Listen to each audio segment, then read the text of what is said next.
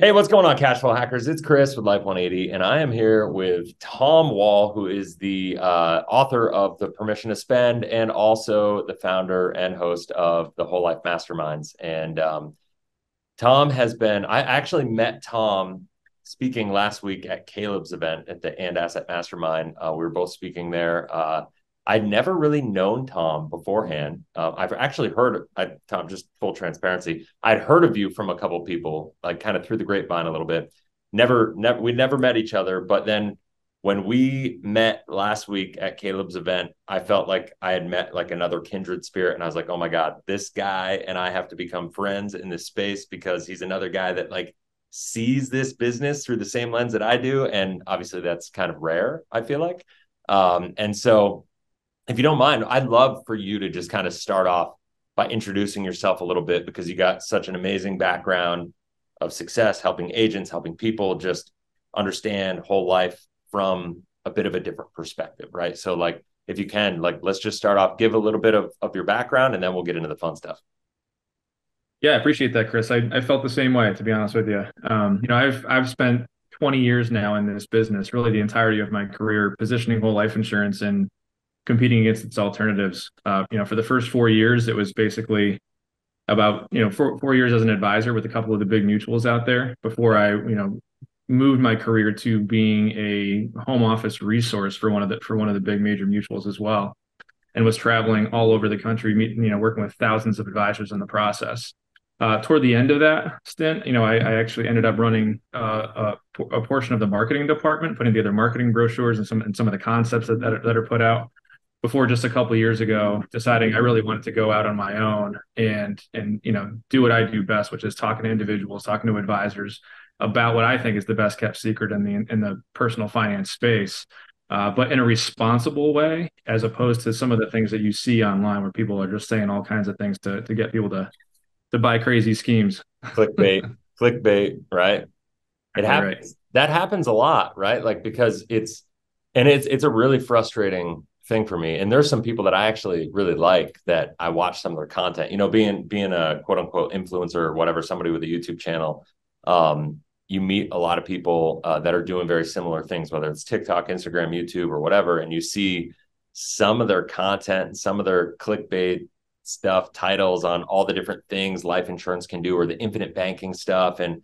some of the things that are positioned in a way that maybe isn't deceptive, but it's not full truth, And to me, Right. one of the responsibilities that we have as leaders, as influencers in this space, is to actually be totally transparent and be. I've started using this term recently.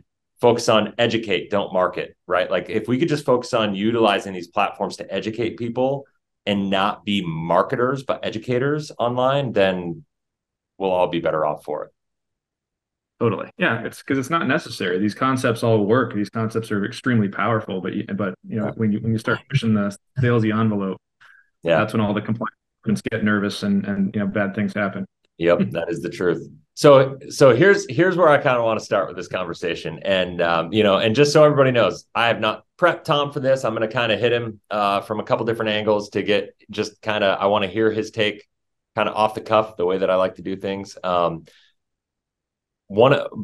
But here's where I want to start. One of the things for me that comes up a lot and has been coming up a lot, and one of the reasons I was so excited to get you on here is I did a video. It was a short video, but it was a recording of a conversation that I had with somebody, and it was like a little clip, but it was talking about how whole life insurance is a great bond alternative, right? And we were looking at, I was talking to him about why whole life was a great bond alternative and all this different stuff. And it's so funny because when I recorded this video, it was like 2 years ago. And obviously, the market, as you know, back then was wildly different. And now it's funny that video didn't take off right away, but as time has progressed, it's starting to get more traction. And right now, it's like my number two video that's getting views every single day. And with that, the bond market has changed. The statistics I used in the video are a little off, right? Because the returns and all that stuff have changed wildly. And so now Sure. people are like writing all sorts of hate and all sorts of concepts about, oh, I'm getting 5% or 5.5% in this bond. You're a liar. You're this, you're that, like whatever. And I'm like, oh my gosh, people, like, like And one of the phrases I use a lot is you can't solve long-term problems with short-term thinking. And when I watched your presentation, I was like, wow, Tom, so much more eloquently and organized, put together all the things I try to tell people, but you just put some really cool spreadsheets to it. You put some like really good info to it. And you said one of the things that I say to people a lot is like, listen, you're never going to, bonds are always going to beat whole life insurance over the first 10 years. But after that, whole life insurance is the most powerful asset in the world. And one of the things I tell people is like, when I use this phrase, you can't solve uh, long-term problems with short-term thinking, is if anybody had the ability to say, buy all the attributes and benefits of a whole life policy from year 7 and beyond, like it'd be the most popular asset in the world. But the problem is people only look at the first 1, 2, 3, 4 years and they're like, whoa, that scares them off. And so from that perspective, when we're talking about a safe asset that people want in their portfolio, I would love for you to kind of lead the show here and speak to it from your perspective on why you think whole life insurance is one of the best foundational safe assets, how you think it's a great bond alternative, right? Because let's face it, that's the other big safe asset that I think people flood to, and where you think one is better than the other. Like, just kind of walk through how you walk people through that, making a decision on which is better for them. Yeah. So, we talk about Caleb. I love the title of his book, The And Asset, because I hate either or. It's really and. It's a diversifier. So, but here's how I think about it. So, I actually, my dissertation in my doctorate program was actually whole life as a fixed income alternative in retirement planning. And the whole study was my thought process, which is intuitive to us in the space, that whole life insurance should be a better bond over time because there's no volatility. So I started testing some of that. And in every scenario that I looked at, it was always worse to start out because there's huge costs up front. There's actuarial department, there's underwriters, there's actuaries, there's legal teams, there's the sales end of the business. All of that is wrapped into really the first handful of years in a policy. And after that, all you're paying for is mortality charges. So yeah, if you think about it, this is the way I think about it, is I hear people say whole life as an asset class. That's a catchphrase. It's not an asset class. It's not. It's a life insurance policy, but it's backed by a portfolio full of assets. And those assets, if you get a general investment account, is largely long-term corporate bonds, the biggest, most valuable corporations across the globe, some government, but actually less than you might think. But then there's big commercial real estate. There's also sometimes there's subsidiaries which are paying dividends like a stock-based company would. So think about owning Apple stock. They're going to pay you a quarterly dividend for owning those shares. Yep. Same thing with these subsidiaries. It's just they all go back to the mothership. So what's interesting about that is you think about a general investment account, it's essentially just a big old income portfolio. So when companies say things like we're paying a 5% dividend or a 6% dividend interest rate, what they're telling you is they're getting 5 or 6% predictable cash flow off that portfolio for the foreseeable future, based on all the coupon on the bonds and the dividends on the stocks and all that stuff. Yeah. So if you think about it, why I think it's such a better bond long term is because if you own a whole life insurance policy, especially an overfunded one, where and you get past those early years and you pay all those upfront costs, your policy is probably at its peak growing between 80 to 90% of that full stated dividend interest rate. So like 90% of 6%, if that's the stated dividend rate. And it happens every single year with no volatility. So that's the piece, is the life insurance policy is not the asset class, but the life insurance policy guarantees away all of that risk. So you're essentially participating in this big income fund, but none of the volatility, none of the risk. The company has taken all of that off your hands. So what's the value of an asset that always goes up every single year? The only question is how fast. And if dividend rates go from 6 to 7% in a rising interest rate environment, you're going to get 90% of the 7% at when that policy is mature. So I look at today, if you're doing asset allocation, I'm not a guy that says don't own bonds. If interest rates fall back down, you're going to have one heck of a year in bonds. It's going to be phenomenal. You'll get 20%, no problem. Yeah. But then what? Right? I mean, we're still at all-time lows in interest rates. So then what? I'm talking to clients about decades ahead, not months. Mm-hmm. So I think that's the mindset shift. Is it's okay to own some bonds. You can, if rates do go back down, you're gonna participate in that just like you did in the 80s and 90s and beyond. But structurally, from here, I mean, rates either stay low for long or they go up. They really can only go low for a very short period of time. Yeah, we're kind of in a market environment between the economy, political, all the different elements that lead to the interest rates, and you look at the national debt and you look at all this stuff, and it's like interest Yeah. rates and inflation. Interest rates have, in my opinion, nowhere to go but up, continually from this point in time. Otherwise, we're going to have a lot more problems. And I don't think we're going to get out of this without some pain. And I think that's just kind of part of the cycle that we're going through. But that said, also, these are the times that life insurance companies, participating mutually held companies, like, are the rock stars of the entire, like, financial Yeah. system. So to hit on that point, it's I not so jokingly say, I mean, I actually wholeheartedly believe in my heart, after all the research that I've done, that this is probably the best environment for whole life insurance in about 80 years. And the Yes. reason I say that is not just to make some wild claim, but if the last time rates were this low Yeah. was in the early 1940s, we're talking about, post World War II era. Mm-hmm. And then rates steadily rose for the next, 4 decades. Mm-hmm. Well, we've seen rates fall for the last 4 decades, which has been Yeah. really great for bonds. I mean, long-term corporate bonds average over 10% for a 40-year span of time. I mean, think about that. Like in Yeah. bonds, the safe, boring stuff. So it was the perfect diversifier for equities.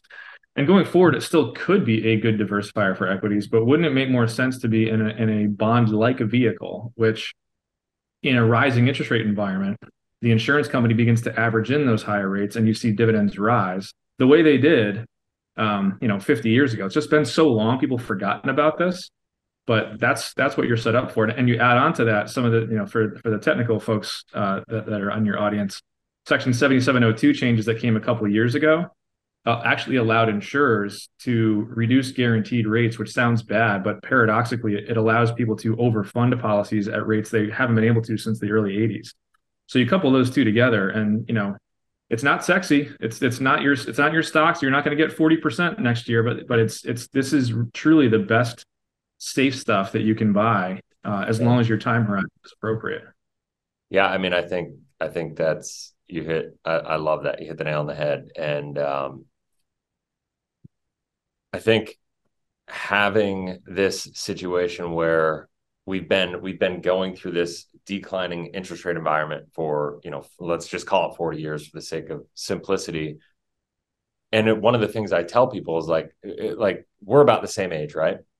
So Yep. so our parents, have done things a certain ways. Like, why do I'm a big believer we got to dig into, look, why, not just like what people did, but why they did it. And why was real estate the best investment? Why were stocks going up in value? Why were asset prices all across the board going up in value? I feel like the last 40 years, it was probably the easiest time to be an investor and make money in the history of the world, because we had this super, like, literally the highest interest rate environment ever in the US, Yep. trending to the lowest. And so as interest rates go down, asset prices go up. That's just the way it works, right? And so if you couldn't make money and create wealth over the past 40 years, you should probably give up. Like, it just, like, there's no, but moving forward over the next 10, 20, 30, 40 years, whatever it is, when nobody knows what that cycle is going to look like, and what the little micro cycles in between are going to look like. But thinking long term, for people like you and I that got 30-year windows ahead of us, that we have, or maybe 40, 50-year windows considering retirement and all that stuff too, like, Yeah. it's going to be a completely different way of look. Like, the things that work for our parents are not going to work for us. There's completely different strategies that need to be implemented moving forward. What do you think about all that? Oh yeah, I wholeheartedly agree. I mean, you go back to, so a lot of the talk I do about the bonds, why no one's thought about bonds in this regard, is because, the first bond indexes weren't actually created until the mid 70s, the Barclays Agg, the Lehman Brothers. The 401k wasn't even introduced until 1978. Yeah. And that was basically the peak of the interest rate environment just a few years later. And then basically people saw, 60/40 portfolios just, create generational wealth. Mm-hmm. Because there was easy monetary policy, because inflation was coming down, and interest rates were falling, so bond billionaires were born just by deploying capital. So Mhm. I tend to think that there's always opportunities to chase. And, who knows? Now China's talking about printing trillions of dollars, so maybe that'll just keep the inflation train moving.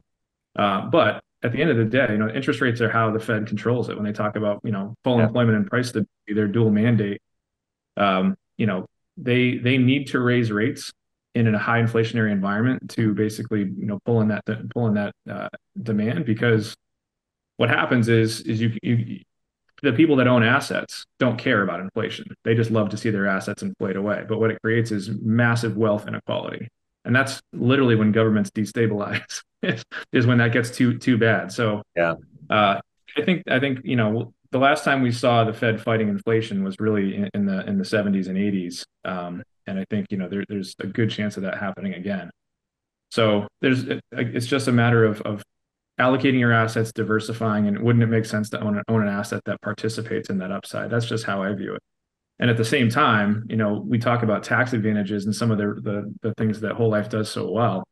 It's really the only place that you can get tax advantages without limitations. As long as the insurance company will give you the policy, then you can, access it whenever you want, however you want, fund it at whatever level you want. There's no RMDs, there's no, wait till 59 and a half rules. So that's a huge factor that I think a lot of people overlook too. I love that. So when as you were talking about that, it made me think of one thing is you've sat down with a lot of agents, you've worked with a lot of high net worth people trying to implement and structure plans specifically to their lives and their needs and wants and objectives and all that stuff. One of the things that's interesting about running a YouTube channel like this is we get all walks of people, right? Like we get people that are just looking into it and are just kind of getting exposed to the idea of whole life insurance as an asset that they can utilize in a way that they didn't realize. And so they kind of like pull up that rock and look underneath and see what's going on. You have other people that are interested in the infinite banking stuff and are hardcore down that path. And sometimes we got to pull them back a little bit and be like, all right, that's great. And that's, there's a lot there, but there's more to understand than just that stuff. And then you get the higher net worth people that call up and are like, okay, this makes sense. I get it. I want to do this. And honestly, from my perspective, those are the easiest people in the world to work with, the more sophisticated people that get this and see the value in it and so on and so forth.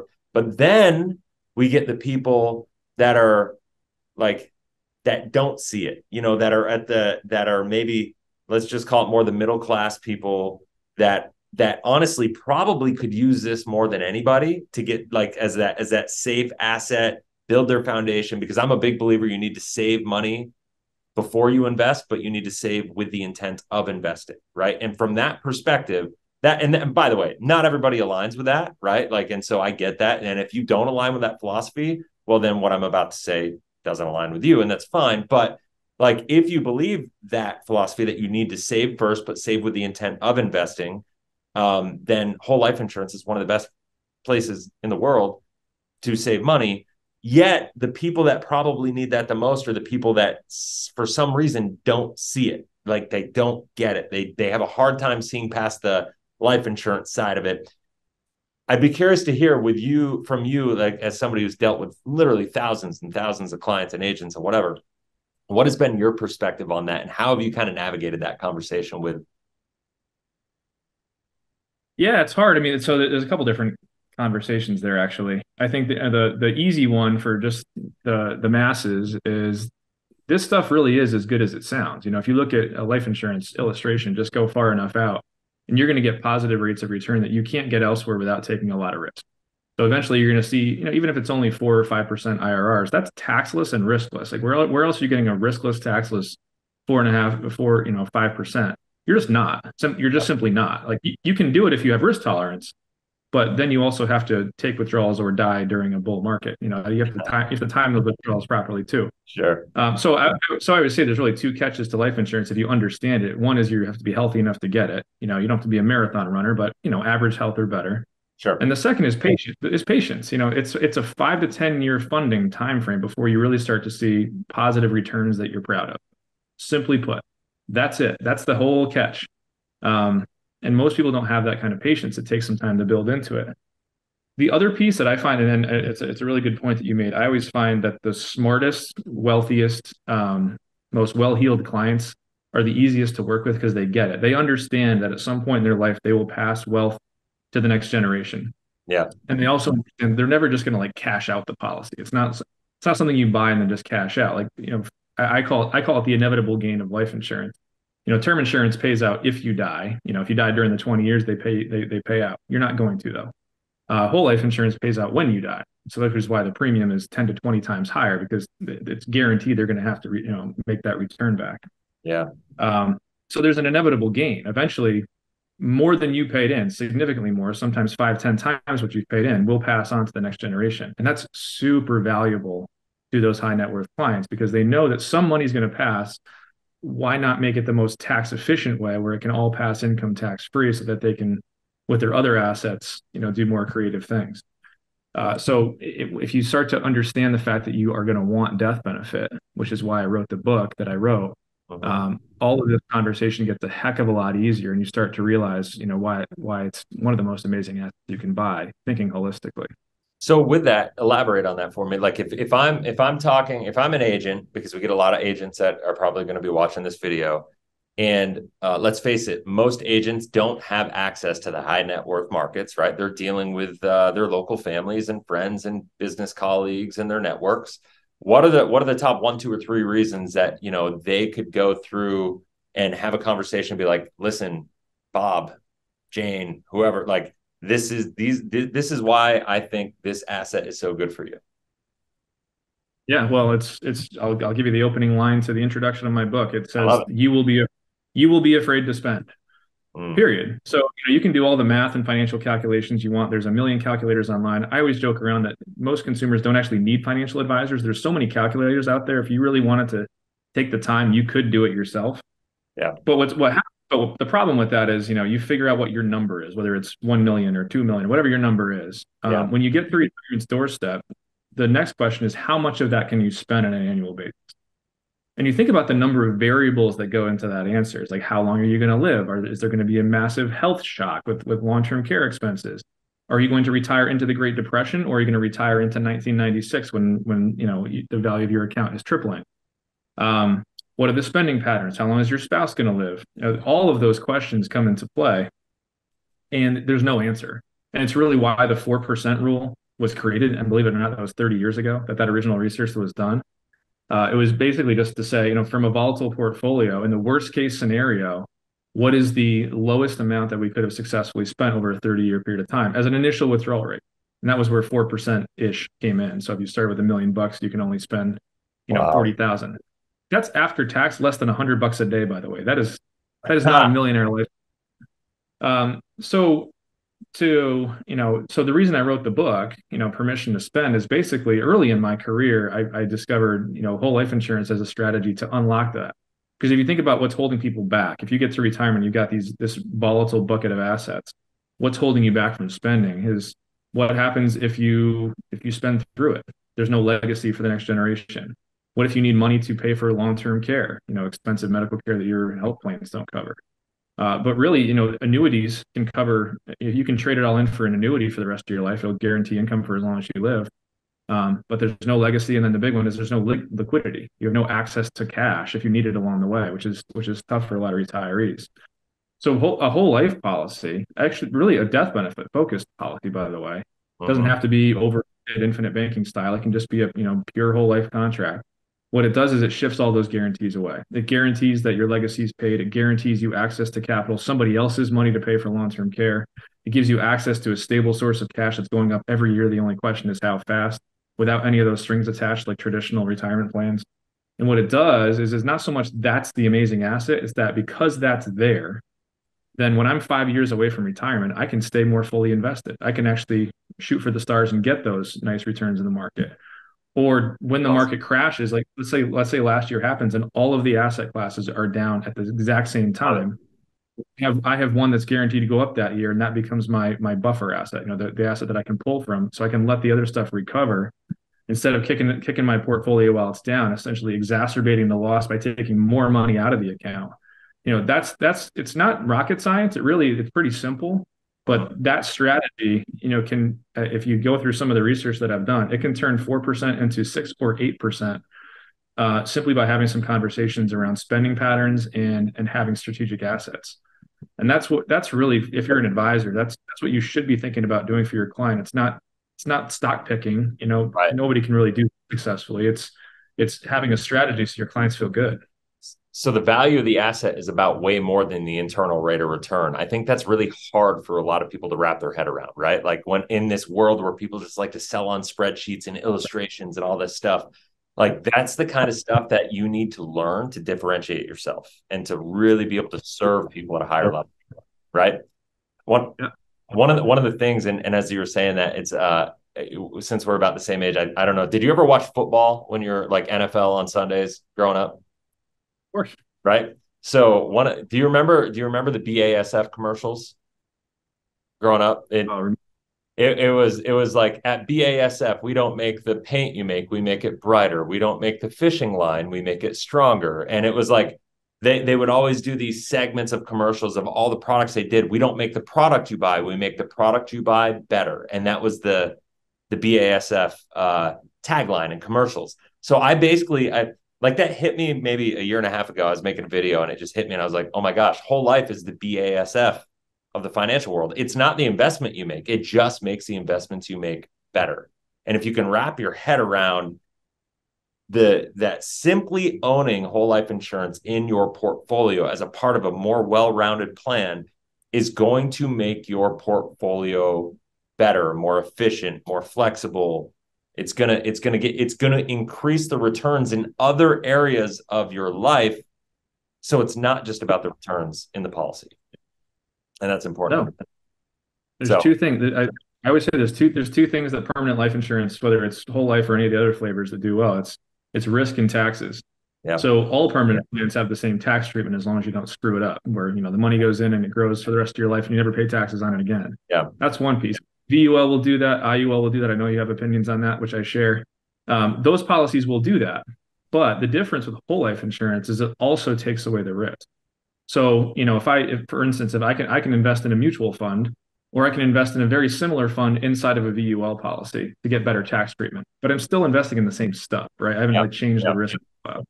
With whole life insurance, I can invest in an income fund myself, or I can be invested in whole life insurance. It's not an investment, but I can have my cash in whole life insurance, and that's backed by a general investment account, like we talked about before, which is an income fund like vehicle. Yeah. But in that regard, the insurance company is guaranteed my cash values go up every year. The only question is how fast. They've essentially taken away the market risk from me, but with the same tax wrapper. So in my mindset, as long as you have enough long enough time horizon, it can actually be a better bond. It can actually be a better alternative to bond. So that's for me why I focus so heavily on whole life insurance. It's not that VUL can't work. It's not that IUL can't work. It's just you haven't shifted risk. You still own all the risk there. With whole life, you can actually shift the risk and get the tax advantages. And that for me is the secret sauce. That's why it's a better asset on top of what you already own. All right. So you went there. I'm making you go deeper because I obviously do a lot of video on IUL, a lot of content on IUL. Yeah. Elaborate because you said it can work. I would argue it can't work with IUL because, I mean, maybe on paper it's possible, but the odds of it working are less than 50% in my opinion. And to me, that's not anything I would want to bank on, is having a less than 50% chance of success in anywhere I'm looking to put my quote unquote safe money. Right. And so, Yeah. IULs are sold as this upside potential, downside protection, all the different, social media people out there like pitching it as something, honestly, that I don't believe it is, that I know it's not.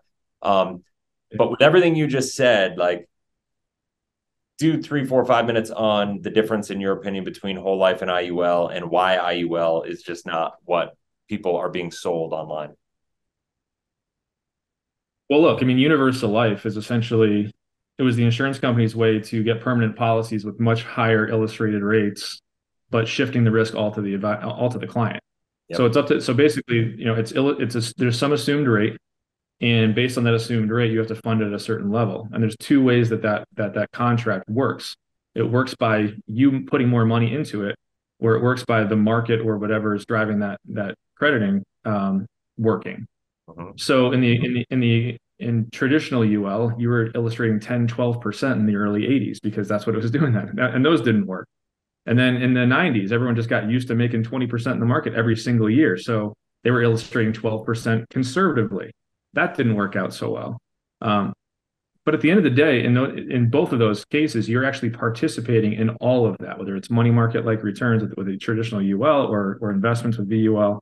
With Yeah. IUL, it's like it's almost engineered in a way where you can't outperform. It really is. So it's sold on downside protection with upside potential.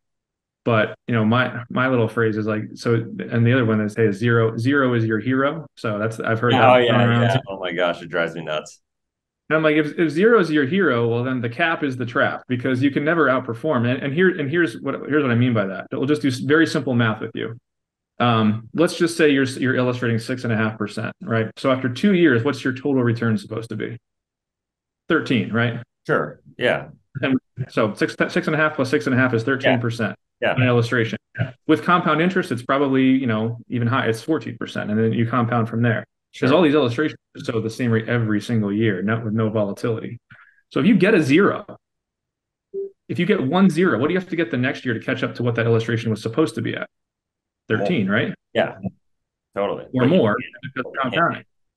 You can't because the cap's at 9 or 10. So you're in a position where you have to not only hit the cap once, but then hit it again. And the other thing is with these IUL contracts, all UL contracts, is if you're ever below what was illustrated in terms of cash value growth, you know that you're paying higher mortality charges in there because you're behind what was illustrated and you're a year closer to death. So my whole thing is like, I actually do believe they can work. And the way they can work is if you die. Yes. If you're illustrating paying in hundreds of thousands of dollars and then drawing it down to the last cent, that's I dare you to make that work over a 50-year period of time. There's way too much volatility in the cash flows. The company can control all the levers. They can change the charges. They can change the caps. They can do everything. The zero is usually guaranteed, but everything else isn't. Yeah. So you're totally out of control there. Yeah. Whereas with and I always say with an IUL, based on the way the options budget is priced based on the interest rate environment, your best case scenario is probably going to be what you would have gotten in whole life anyway, but with none of the risk. Yeah. So for me, I try to be a little academic about it. I actually share your belief. I don't think they'll work. I try to believe they could if it's a contract. I don't know all that well. There's a lot of options out there. I'm probably hedging a little bit more than I should, but but yeah, think about it. I just don't see the point. I just don't see the point. I think about it this way, like in the economy, what's the most important part to a successful economy is certainty, right? Like when people have confidence and certainty about what direction it's going, whether it's going to go down or whether it's going up, knowing that and having a certain element of certainty to a direction, then smart people can make educated decisions and move forward and make decisions based on information, right? That's a whole life policy. You have certainty. With an IUL, you're always dealing with uncertainty about what's going to happen in the policy and how's it going to perform and how are the levers going to be moved. So, like as a sophisticated person that needs to know that information to make a decision, you're not able to do so. Like, right. And it makes it really hard. So it's basically like a really uncertain economy. And the thing that you mentioned during retirement, if you're planning on, funding it with hundreds of thousands of dollars and then drawing that money down and having that income last over a period of time, like the challenge with, trying to draw that down over a period of time is when you're in retirement, your cost of insurance is going up, but you're always taking money out with loans. Right? Like that's what you're borrowing against the policy. That is your retirement income. And on an illustration, it shows 50 basis points of positive arbitrage. So it's always going to look sexy. It's always going to work. I did an illustration. I did a review on this illustration, just showing, if you're 10, 15 years into an illustration, you've got a couple $1 million of loans out for income. And then you have not a negative year, but just a flat year in the economy. Well, you have to cover all those loan expenses. That was the equivalent, by the way, in this of a 10% market loss of your net cash value, because when you lose, that's got to get paid. That loan expense has to get paid somewhere. You know what I mean? And exactly, like a zero is hero, quote unquote, in retirement when you have all these loans out for income. becomes a 10% loss, it's actually worse than the market. Yeah. That's the issue with universal life in general of all flavors is, think back to 2008, people were, foreclosing on homes. Leverage is good in a rising market, but when things go down, that leverage will expose people and cause things to fail. So that happens with universal life too. When you're taking loans against it in retirement, heavy loans, it's leverage. So it's really a similar concept to home equity. Totally. Well, awesome, man. I appreciate you being here. If you can, I would love talk to me for a couple minutes on your book. Let's start with your book, and then we'll get into the Whole Life Masterminds thing, because I think any agent watching this would be well served to check you out, try to learn from you. And then your book is obviously written for the average everyday person, I think, right? Yeah, I'll actually do that in reverse. So I started my career, like I said, the last 20 years, I've been working with thousands of advisors across the country. So I went out on my own a couple of years ago and said, there's nobody in this space doing what I do. And I created a group called Whole Life Masterminds. It's not called Life Insurance Masterminds. It is unapologetically focused on whole life insurance, and how that works, and really carrying the torch for the industry in an environment where the industry isn't doing a whole lot for itself. Because there's a lot of, and for a lot of reasons, there's a lot of restrictions on what they're allowed to say and how they want to market it. And they're very cautious about it because, frankly, it's one of the best kept secrets in personal finance. They don't want to over market it and have it lose a lot of those advantages. So what I did is I created basically a study group that advisors could tap into. I've been fortunate to meet, number one producers at many companies around the country. I have a network of, CEOs at financial firms throughout the country. So my network is pretty broad, and I've worked with a lot of the thought leaders in this space on retirement planning. And so I invite these folks into this study group, and it's been a wild success for the last 18 months. We have hundreds of members. We have a lot of high touch activities. So there's access to me on a biweekly basis. There's thought leadership put out. There's a ton of resources. So if you are an advisor and you want to get better at this, we cover all concepts, from deep dive minutia in the product to much bigger, broader, language that you can use, success stories that advisors have had, or some thought leaders in this space, and even some mindset and motivation stuff too. So there's that. So I run that. So just wholelifemasterminds.com. You can check that out. On the other side, though, what I really wanted to do, and this is really my first foray into it, is the book. When I wrote the book called, Permission to Spend. There's very few people, not nobody, very few people out there like yourself talking about whole life insurance in positive terms in ways that individuals can understand. Yeah.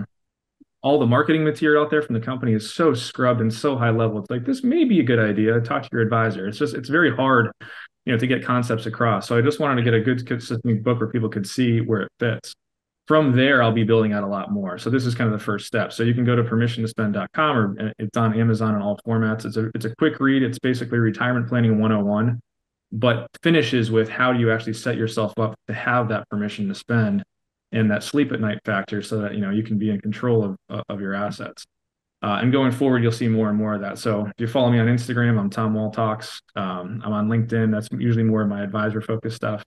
I'll probably be joining you on YouTube any day now. So if you found me on YouTube, you could find me there. There's nothing there, but if you find me on YouTube, then I think that'll be a way to follow me as well. Well, we'll probably pick you up some followers here on YouTube here. I'll put the link there, just getting that started. But anybody watching this, what I will say is I meet a lot of people in the industry. Obviously, Caleb put this mastermind on that we met at, and there was over 100 of some of the best people in the industry that were there. And I can honestly say, I met a lot of really amazing people. I think you and I hit it off in a way, in a unique way, where we see the industry kind of through this channel. We approach it from a bit of a different perspective, but it was really refreshing to hear and to see you and meet you and whatever. And so I look forward to having you back on the channel. I think I try to lead from this place of abundance and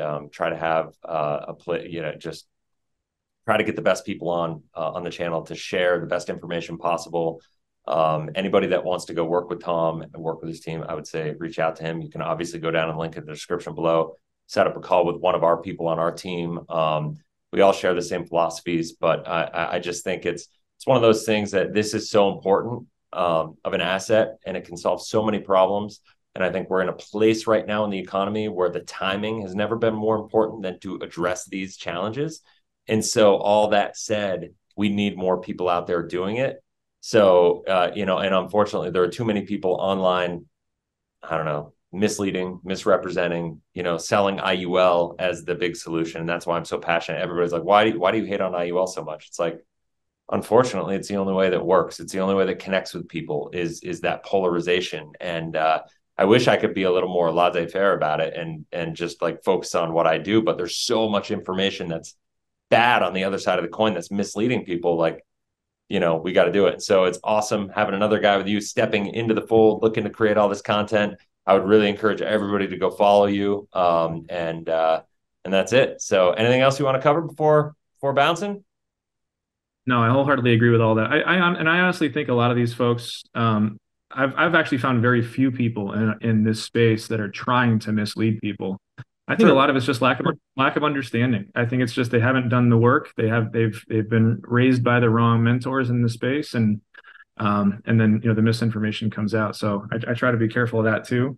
Yeah, these are usually good-natured people. They just don't quite understand how it all falls apart. So I appreciate what you're doing. I agree with that. And listen, I try not to be too critical of people that are selling, because I sold IUL for 4.5 years before I kind of saw the light, and a lot of people don't realize that, I guess. But like that is, I totally get how people fall into the trap and the belief of like what, kind of what it is. But it's the kind of the top down training is very, very poor typically. And you got to it takes a unique advisor, a unique agent to really do their own due diligence and do the deep dive to really learn about what it is. If you're just following the training from your upline or mentor or the insurance company itself, you're never going to find the information that is the pure truth. And you gotta go through other resources. And most people just don't do that. They just take the companies at face value, and that can be challenging. So anyway, that is it. So guys, thanks so much for watching this. And once again, I'll put all Tom's links down in the descriptions. Obviously, all of our links are down there as well. Go get his book. If you're an agent, go check out the Whole Life Masterminds. You will not regret it. He's a wealth of information. And that's it. Till next video, have a blessed, inspirational day. We'll talk soon. See ya.